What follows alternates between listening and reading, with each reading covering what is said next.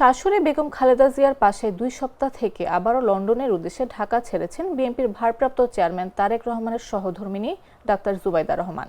শনিবার সকাল 9:45টার দিকে বাংলাদেশ বিমানের BG202 ফ্লাইটে সকাল 8টা 40 মিনিটে লন্ডনের উদ্দেশ্যে ঢাকায় হযরত শাহজালাল আন্তর্জাতিক বিমানবন্দর ছাড়েন তিনি। এর আগে সকাল 7টা 10 মিনিটে ধানমন্ডির বাবার বাসা থেকে জুবাইদা রহমান বিমানবন্দরের উদ্দেশ্যে রওনা করেন। পুরো যাত্রাপথে তার গাড়িবহর ঘিরে নেওয়া হয় বিশেষ নিরাপত্তা ব্যবস্থা।